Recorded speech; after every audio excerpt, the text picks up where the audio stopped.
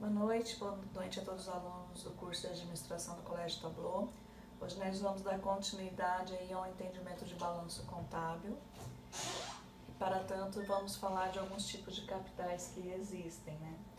Nós já fizemos no exercício anterior aí, um exercício onde nós utilizamos o capital nominal, mas hoje nós vamos ver alguns outros conceitos de capital. Então nós vamos falar aí do capital nominal, que também é conhecido como capital social, ou simplesmente capital, do capital próprio, do capital de terceiros, do capital total à disposição da sociedade, do capital subscrito, do capital integralizado ou capital realizado, do capital a integrar ou capital a realizar. Vamos falar também um pouco da diferença dos tipos de passivo que existem e do que é tangível e do que não é tangível dentro da contabilidade. Tá? Então, para início aí, vamos entender um pouquinho sobre o capital nominal, né? Conhecido também como capital social ou simplesmente capital. É aquele que nós já utilizamos no exercício da aula anterior.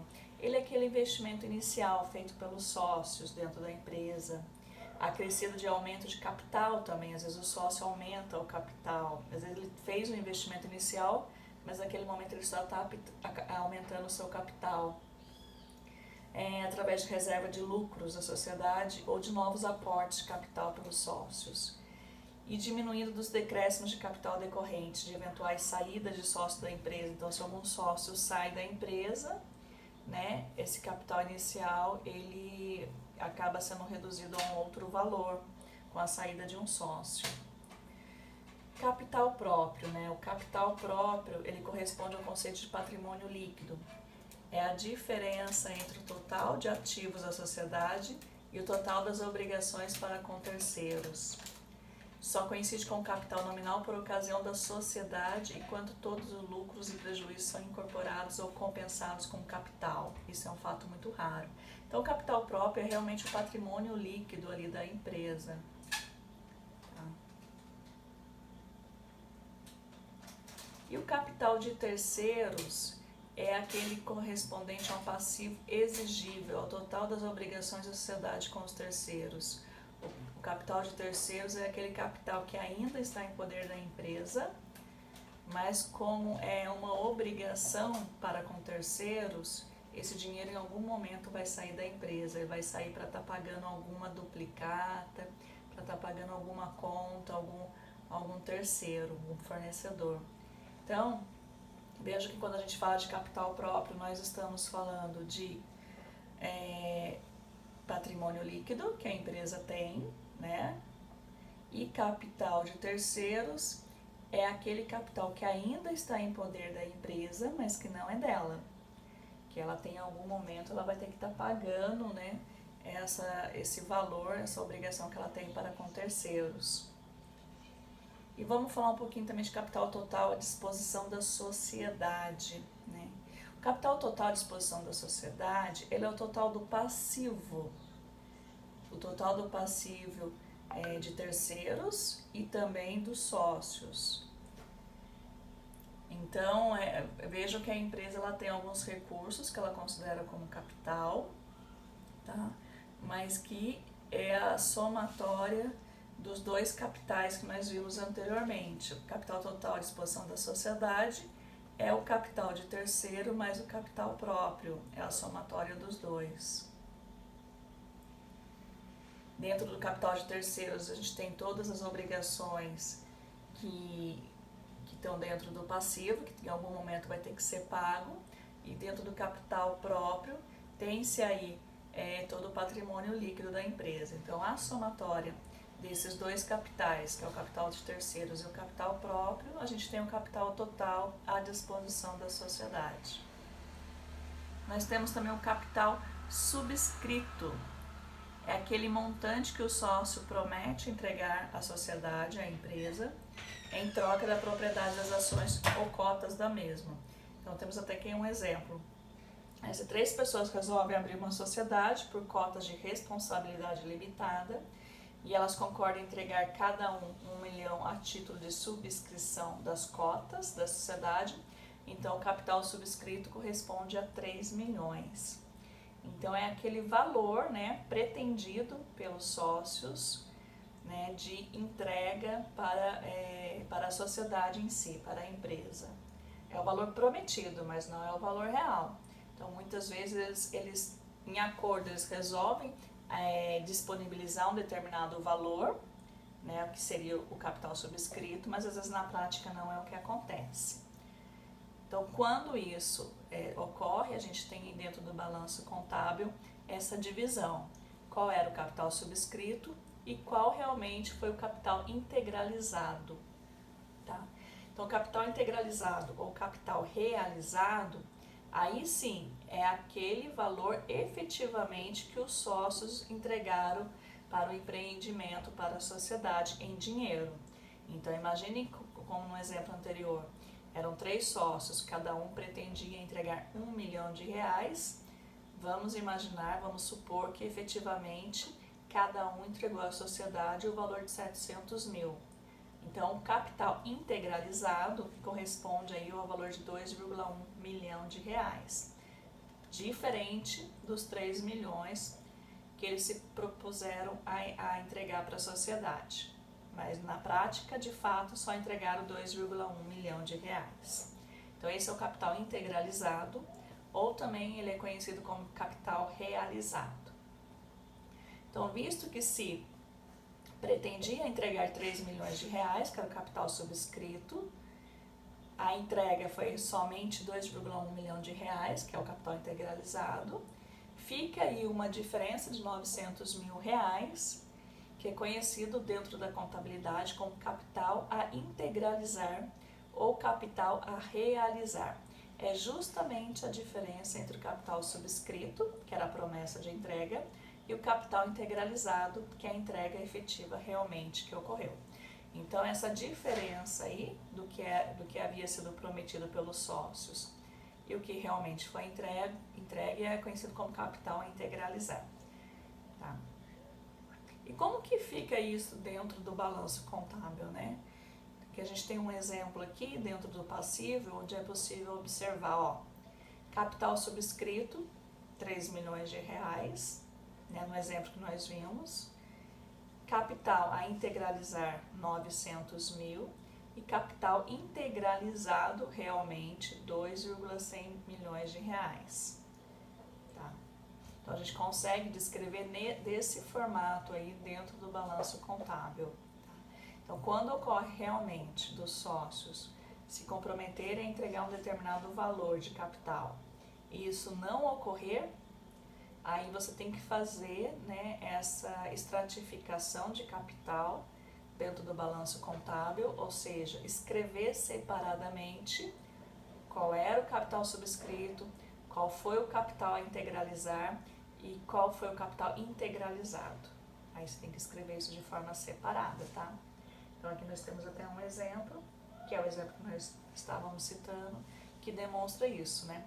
Ao final aí de um ano, né, o valor de 2,4 milhões de reais seria aí correspondente aí ao capital próprio da empresa e também ao lucro que a empresa obteve nesse período. Então, complementando, se tivesse lucro, o lucro vem logo abaixo do capital líquido, e vem descrito nessa forma, e do lado vem qual é o capital líquido dele total.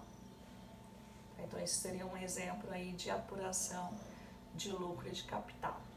Então, só voltando aqui, para a gente finalizar o nosso entendimento, capital nominal ou capital social integral é aquele capital inicial, é investimento feito pelo sócio na sociedade. Se realmente o que o sócio prometer ele cumprir, vem descrito como capital nominal no balanço contábil, ou capital social ou somente capital. Capital próprio dentro do balanço contábil é o patrimônio líquido da empresa, que já vai sair contabilizado ali também, tá? Incluindo também todos os lucros, se houver. E o capital de terceiro são as obrigações que a empresa tem, vai sair ali no passivo, né, exigível, ou seja, é aquela dívida que a empresa ainda tem para com terceiros, mas por enquanto esse dinheiro ainda está em mãos da empresa. Então ainda não foi pago, então tem que entrar dentro do seu capital aí de terceiros. O capital total é a somatória do capital de terceiros e do capital próprio da empresa. E o capital subscrito é quando os sócios prometem entrar com determinado valor, mas na prática eles entram com outro valor, que seria o capital integralizado, e podem ficar com um saldo aí que não foi realizado, né? Então é o capital a integralizar. E aí mais um exemplo aí, novamente, de como que ficaria somente esse pedacinho dentro do balanço contábil. Tá? São informações que vão vindo lá do passivo, da coluna do passivo. Vamos falar um pouquinho de tangível e intangível, porque também são questões que entram dentro do balanço contábil, né? Quando nós falamos de bens, os bens eles podem ser tangíveis. Bens tangíveis é tudo aquilo que eu consigo tocar, que eu consigo pegar, que existe realmente ali fisicamente, que eu posso colocar as mãos. Então, por exemplo, dinheiro, mercadoria em estoque, veículos, imóveis são exemplos de bens tangíveis de uma empresa. Agora, os bens intangíveis é aquilo que eu não consigo tanger, que não pode ser tocado, que é intocável. Tá? Então, mas que tem valor dentro da empresa. Então, às vezes uma empresa ela fica tão conhecida pelo seu nome, né, pela marca que ela tem, que a marca ela tem um valor dentro do mercado. Se ela for vendida, além de todos os bens do patrimônio líquido dela, tem que ser acrescido aí no valor de venda aí o valor da marca, né? A marca fica famosa, a marca fica reconhecida no mercado como sinônimo de qualidade. Então isso sim é acrescido no valor da empresa. Mas é um bem intangível, eu não tenho como segurar uma marca, eu não tenho como tocar uma marca, né? Patente é a mesma coisa. Ponto comercial, às vezes eu tenho um ponto comercial muito bom, geograficamente bem localizado na região central, ou dentro de um shopping, próximo da praça de alimentação, então eu consigo ter mais pessoas circulando em frente ali da minha loja, pela sua localização dentro do shopping. Então esse ponto comercial, quando eu vendo a empresa, com todos os móveis que ela tem dentro, com todos os produtos, a localização dela também deve ser incluída no seu valor de venda. Mas é algo que é intangível, né? É a localização dela. E ações ou cotas de participação em outras empresas também são bens intangíveis. Então, dentro do balanço contábil, uma forma dele ficar mais completo é eu separar aí o que são bens tangíveis e bens intangíveis. Nós vamos ver um exemplo depois. E circulante e não circulante, né? Dentro aí do balanço contábil eu tenho que definir o que são bens circulantes, o que são bens não circulantes, né? Então, circulante, por exemplo, se eu estiver falando de obrigações, são todas aquelas obrigações que eu tenho a um curto prazo, eu tenho que executar, eu tenho que cumprir. Então, é o pagamento de um fornecedor, é um pagamento de uma dívida, de um financiamento que eu tenho aí que realizar há menos de um ano, então ele acaba se tornando um bem circulante. Por quê? Porque ele acaba acontecendo no exercício do balanço contábil, naquele ano do balanço contábil. Agora, aquela obrigação que eu tenho que pagar um fornecedor, eu tenho que pagar uma dívida, um financiamento, mas ela vai acontecer só no ano seguinte, fora do exercício do balanço contábil, aí ele é considerado, né, não circulante. Ele é exigível, é uma obrigação, eu tenho que executar ele, mas como ele vai ocorrer no ano seguinte, ele vai ocorrer depois de 12 meses, então ele é considerado não circulante. Tipos de passivo que nós temos aí, né? O conceito de passivo, quando eu falo de passivo, eu estou falando de todas as obrigações que a empresa tem. Dívidas, financiamentos com bancos, com fornecedores. Então, alguns outros conceitos utilizados ali na coluna do passivo, né? Exigível. A palavra exigível, ela significa que são obrigações ou dívidas relacionadas a terceiros que precisam ser quitadas em um prazo estipulado. Então, por exemplo, fornecedores, recolhimento de imposto, as contas da empresa em dia, né, a conta de luz, conta de água, de telefone. Então, são obrigações, são dívidas que têm que ser pagas. Então, a palavra exigível significa isso, obrigações e dívidas que têm que ser pagas em algum momento. Não exigível, dentro do balanço contábil, ele fica no campo do passível, por exemplo, o valor resultante de uma diferença entre o ativo e a obrigação da empresa, né? Que entra, claro, no patrimônio líquido. Ele não tem por natureza ser quitada, não é uma dívida a ser pago, mas ele está ali dentro do passivo, ele é a diferença ali do ativo e das obrigações, ele vai entrar no patrimônio líquido, mas não é algo que você tenha que pagar. Então, isso é um dado não elegível. Descoberto é o passivo que ultrapassa o valor do ativo, deixando explícito o saldo devedor. Circulante, não circulante, nós acabamos de ver a explicação deles, né? Circulantes são os passivos de curto prazo, que devem ser quitados dentro de 12 meses. E o não circulante são os passivos conhecidos de passivos a longo prazo. São as obrigações que têm que ser quitadas, sim, mas um período maior do que 12 meses. Fictício também é um termo utilizado dentro do passivo. É o registro do passivo que consta no balanço patrimonial, mas a obrigação já não existe mais, pois já foi quitado. Então, quando uma dívida já foi paga, ela está aparecendo ali escrita, porque ela é fictícia, mas ela não existe mais, ela já foi quitada. Exercício futuro ocorre quando há cobrança ou quitação de um valor que deveria ser quitado em outro exercício, tá? Então, imagine o seguinte, você deveria pagar o aluguel de dezembro somente no mês de janeiro do ano seguinte. Mas por uma negociação feita com o dono do imóvel, por um acordo realizado, você antecipa esse pagamento para o mês de dezembro. Então, você está adiantando o pagamento do aluguel. Então, esse é um exercício futuro. Então, isso vai com essa discriminação dentro do balanço contábil. Outro exemplo seria uma antecipação de parcela de financiamento, que seriam pagas no próximo ano fiscal, mas você antecipar para o ano anterior, isso também é um exercício futuro, tá? Lembrando que os passivos eles são parte integrante do balanço patrimonial e a compreensão desses termos, dessas obrigações e dívidas, é extremamente importante para quem está elaborando um balanço contábil ou analisando o balanço contábil, tá? Ela permite uma melhor visão sobre os compromissos da empresa, o que a empresa tem que cumprir, se a empresa é uma empresa com ética, que realiza realmente seus pagamentos. São dados essenciais, aí, por exemplo, para fazer um empréstimo de um banco. Aqui nós temos um exemplo da aplicação aí do circulante, do não circulante, dentro do ativo e dentro do passivo. Então, o circulante é tudo aquilo que tem que ser quitado, né? Tudo aquilo que é dentro do exercício, né? Do ano em 12 meses, né? A curto prazo. Então, vamos dar uma conferida aí ao passivo. Fornecedores, R$100. Imposto a recolher, R$500. Empréstimo a pagar, R$600. Contas a pagar, R$400.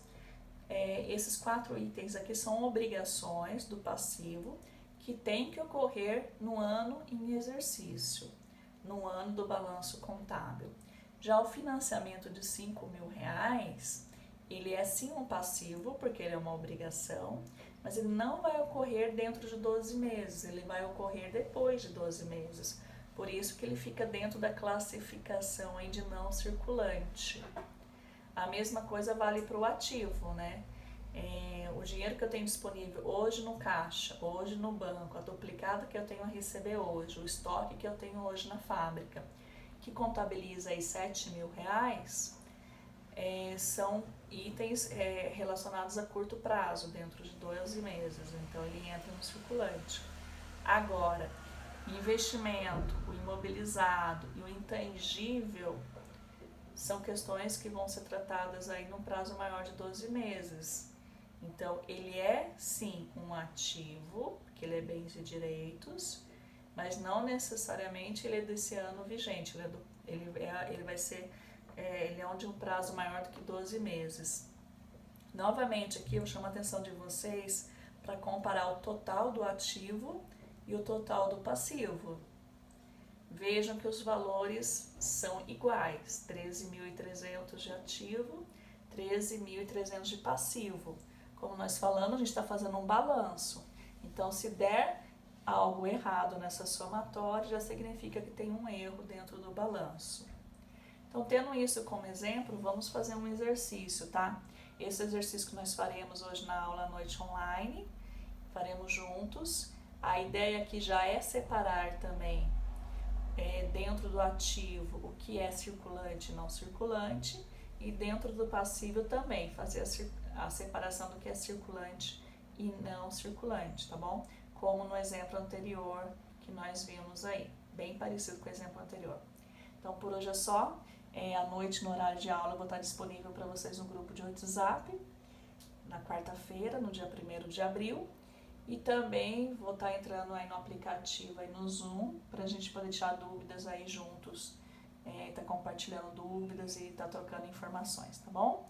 Boa noite, nos vemos no dia 1º de abril, na nossa aula online às 7 horas da noite.